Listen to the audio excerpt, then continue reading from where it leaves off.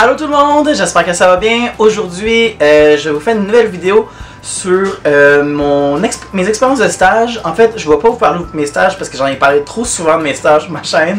Mais aujourd'hui, je vais vous parler, en fait, donner des conseils pour les futurs stagiaires ou ceux et celles qui sont en ce moment en train d'étudier puis en train de faire des stages. Je vais vous donner mes 7 conseils que, selon moi, sont essentiels pour avoir des bons stages puis pour réussir ceux-là.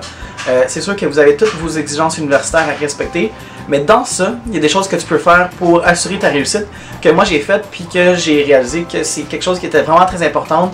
Je m'en allais où avec ça?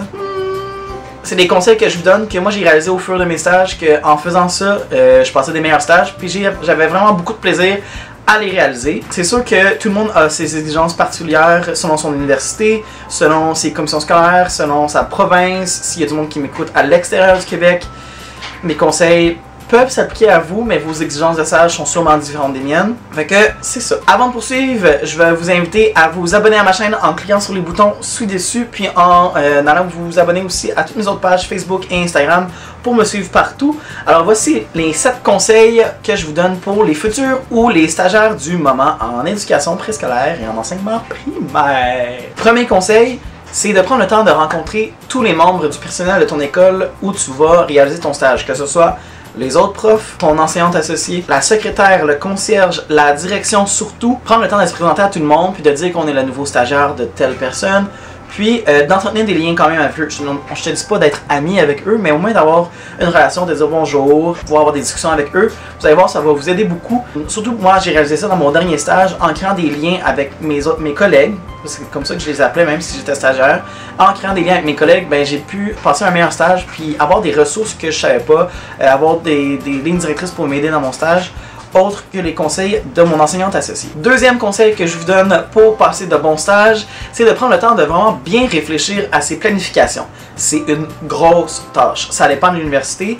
Moi, j'ai eu la chance à l'UQAM que au fur et à mesure que les stages progressaient, ils n'étaient pas moins exigeants sur les planifications, mais elles devenaient de plus en plus à l'image de moi. Puis j'ai réalisé au fur et à mesure de mes stages que plus j'y réfléchissais à mes planifications, plus je prenais le temps de bien les remplir, mieux allaient mes leçons, puis mieux allait mon stage. Mon troisième conseil pour vous, c'est de prendre le temps de faire les choses, puis de ne pas se lancer dans 1000 projets en même temps pendant nos stages. Surtout au début du bac, on est super motivé, on a hâte de faire notre premier stage, puis on a plein d'idées qui débordent de notre tête. Il faut prendre le temps de faire chaque chose en son temps, puis de ne pas vouloir se lancer dans 1000 projets, puis que finalement tu n'auras pas le temps de les terminer. C'est une chose que j'ai appris pendant mes stages, puis que je réalise qu'on a toute une carrière pour faire toutes nos idées de projets. T'en as pour 35 ans minimum de projets à faire. Fait que t'as le temps de les réaliser des projets, puis si c'est pas tout de suite que tu vas les faire, ben ça sera l'année prochaine ou ça sera dans ton autre stage. C'est pas plus grave que ça.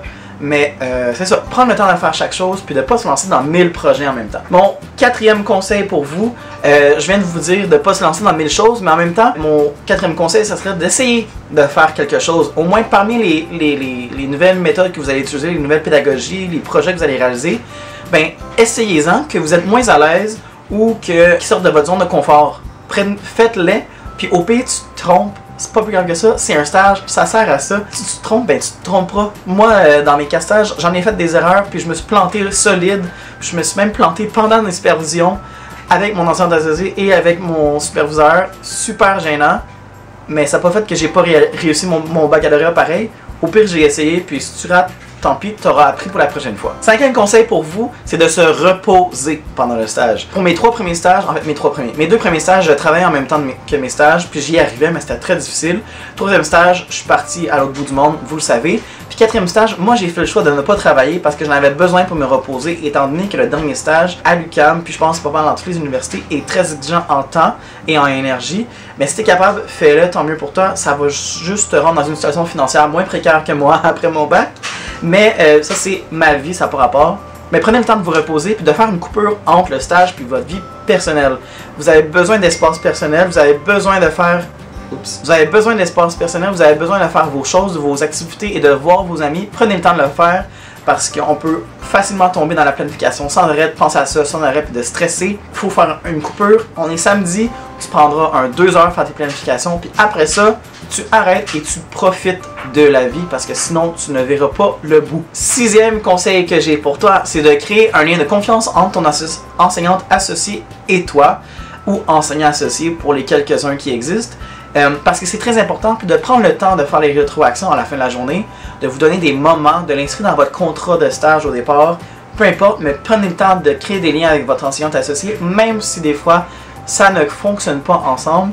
Profitez-en parce qu'il y a quand même des bons conseils qui peuvent sortir de cette relation-là, même si elle ne fonctionne pas bien. Moi, j'ai la chance d'avoir 4 enseignants et enseignantes associés magnifiques avec qui j'ai eu des bons liens, de très bons liens même, puis qu'aujourd'hui, je peux les considérer comme des collègues et des amis. C'est ça, parce que les rétroactions, c'est avec ça que tu vas pouvoir tirer le plus de l'expérience de la personne avec qui tu es pour devenir un meilleur enseignant et un meilleur stagiaire.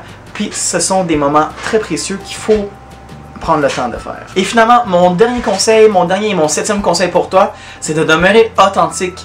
Pendant tes stages, essaie pas de devenir quelqu'un d'autre, essaie pas de devenir une personne qui n'est pas toi, parce que ça va paraître avec tes élèves, puis tes activités ne fonctionneront pas. Tu peux pas être une méga star devant une classe si toi, tu es une personne plutôt timide. Ben, il y a une façon de fonctionner pareil, puis utilise ce trait de personnalité-là pour que ça devienne une force chez toi, puis que ça se reflète dans ton enseignement. Sur Internet, sur Instagram, sur YouTube, on voit beaucoup de monde, on voit beaucoup de choses.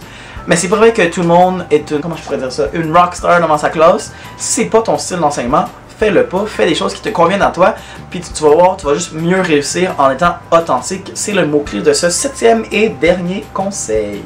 Alors c'était ça mes 7 conseils pour les stagiaires ou les futurs stagiaires ou les personnes qui pensent aller en enseignement au baccalauréat. Les stages, ce sont des moments privilégiés, vraiment importants, puis dans lesquels on apprend tellement beaucoup, puis ça nous permet de faire des liens entre la théorie qu'on apprend et le concret, le réel. Profitez-en, ça vient vraiment vite la fin, puis les 4 stages, on passe au travers comme si c'était rien, mais profitez-en, puis je vous souhaite de passer de magnifiques stages, puis j'espère peut-être un jour, d'ici quelques années, quand j'aurai le droit d'avoir des stagiaires, accueillir un de vous dans ma classe pour me dire « Hey, Monsieur Jason! » Ça, c'est un des conseils que nous avez donné il y a plusieurs années sur YouTube. Ok, bye tout le monde. Je me suis promené, puis là j'ai vu des livres, des gros livres de littérature jeunesse, couverture rigide, dans la section des livres. J'y regarde souvent parce qu'il y a beaucoup de choses à trouver dans les livres du Dollarama.